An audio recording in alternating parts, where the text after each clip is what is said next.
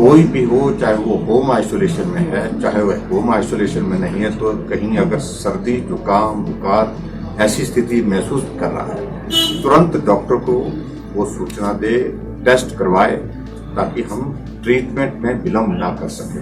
रामदेव जी ने जो बात कही है उसके लिए शायद मेरे लिए उन्होंने माफी भी मांग ली है, और इससे ज्यादा मुझे लगता है कि आगे बढ़ने की आवश्यकता नहीं है। लेकिन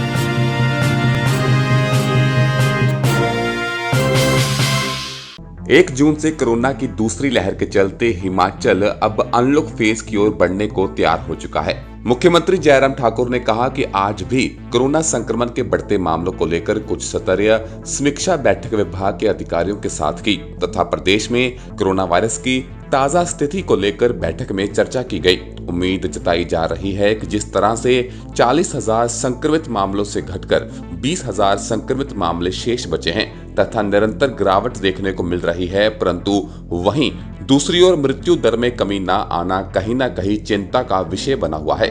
इस पर मुख्यमंत्री जयराम ठाकुर ने कहा कि प्रदेश कोरोना वायरस की दूसरी लहर के चलते लगाए गए कर्फ्यू में संक्रमित मामलों में कमी को देखते हुए 31 मई से अनलॉक फेज की ओर बढ़ रहा है। अनलॉक फेज के चलते व्यापार मंडल का भी आग्रह है कि कोरोना प्रोटोकॉल के चलते व्यापारियों को राहत देते हुए प्रदेश सरकार ज्यादा समय के लिए दुकानों को खोलने की इजाजत प्रदान करे ताकि डगमगाए अर्थव्यवस्था को सुधारा जा सके।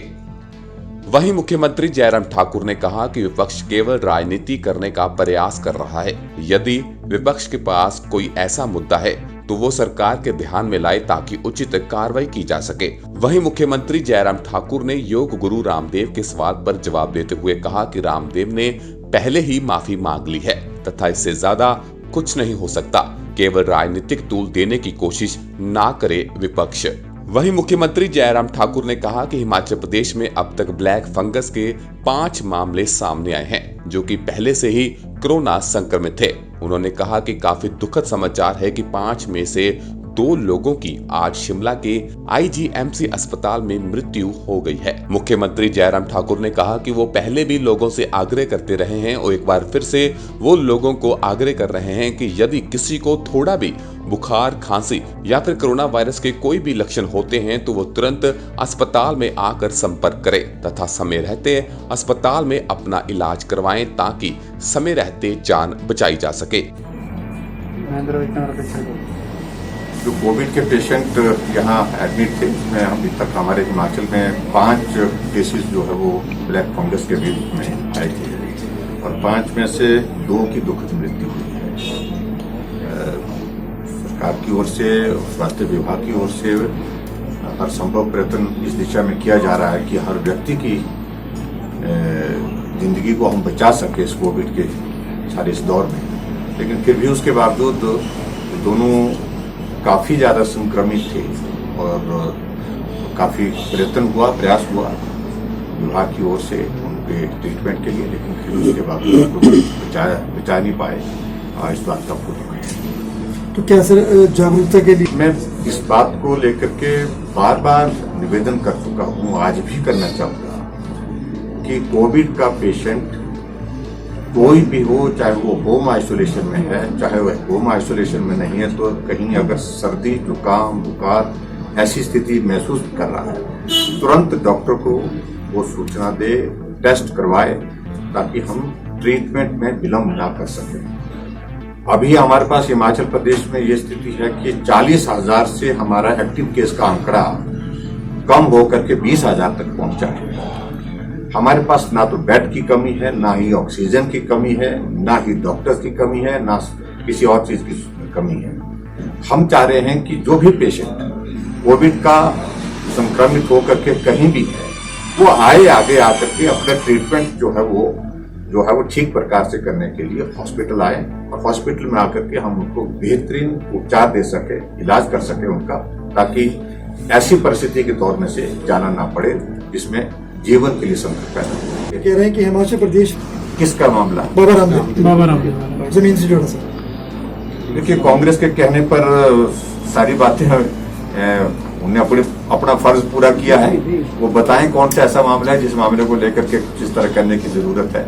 अभी तक तो हमारे ध्यान में, हमारे संज्ञान में इस प्रकार का विषय नहीं है। लेकिन जो मामला था वो सेटल हो चुका है, काफी पहले हो चुका है। दूसरी बात मैं ये भी कहना चाहूंगा, रामदेव जी ने जो बात कही है उसके लिए शायद मेरे लिए उनने माफी भी मांग ली है, और इससे ज्यादा मुझे लगता है कि आगे बढ़ने की आवश्यकता नहीं है। लेकिन जो इंडियन मेडिकल एसोसिएशन की ओर से जो मांग की गई है, आग्रह किया गया है, उस बात को लेकर के उनकी भावनाएं आहत हुई है, निश्चित रूप से आहत हुई है।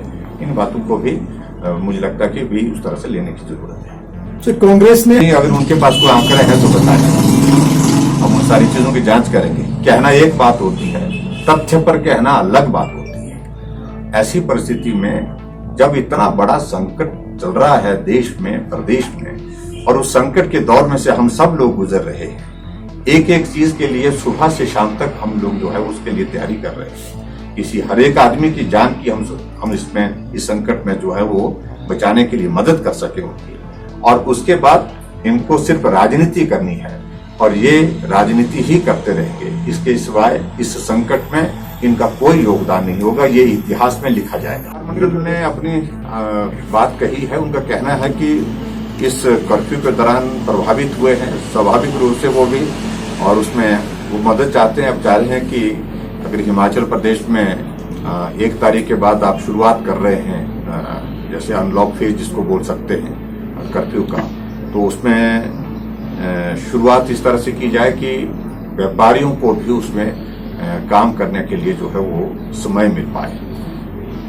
अभी तक जो सुझाव आए थे, कुछ अलग अलग जगह से अलग अलग तरह के सुझाव आ रहे हैं। उसमें एक सुझाव ये भी अब की बार कहा गया कि जो विंडो समय की है उसको कम ना रखा जाए, उसको थोड़ा बड़ा किया जाए, ताकि सोशल डिस्टेंसिंग, क्राउडिंग और जो जिसको हम चाहते नहीं है कोविड के कारण, उसमें जो है उसमें मदद मिलेगी। ऐसे सुझाव सर कांग्रेस तो ऐसा कि काफी लंबे समय से अपने विधानसभा क्षेत्र में नहीं जा पाया हूँ, और विधानसभा क्षेत्र के विकास कार्य वो भी जिम्मेवारी मेरी है एक विधायक होने के नाते। तो सराय विधानसभा क्षेत्र के 2 डिपार्टमेंट की, पर्टिकुलरली पीडब्ल्यू और आईपीएस डिपार्टमेंट की रिव्यू हमने आज किया है, और सभी अधिकारियों को ये कहा है कि जो विकास कार्य वहां पर चल रहे हैं, जो प्रोजेक्ट्स वहां पर डेवलपमेंट के हमारे चल रहे हैं, उनको तेज गति दीजिए, और जो वर्किंग सीजन क्योंकि हमारे वहां पर कम होता है, तो इन सारी बातों को ध्यान में रखते हुए जल्दी से जल्दी उनको पूरा करने के लिए कोशिश करें। द टारगेट न्यूज के लिए शिमला से ब्यूरो रिपोर्ट।